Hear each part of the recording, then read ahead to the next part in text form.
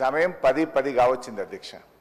ఈ సెషన్లో ఏ ఒక్కరోజు కూడా అసెంబ్లీ 10 అంటే 10 గంటలకు స్టార్ట్ కాలేదు. మీరు లాస్ట్ సెషన్ చూడండి, మేము 10 ఏళ్ళు సభ నడిపితే 10 అంటే 10 గంటలకు ఖచ్చితంగా టెన్షన్గా సభ నడిపాము అధ్యక్ష.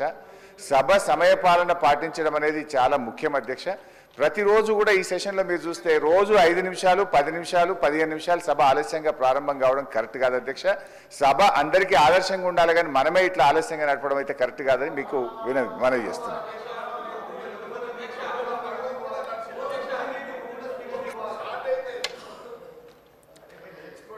రైతు భరోసా పై స్వల్ప వ్యవధి చర్చ. గౌరవ మంత్రి గారు.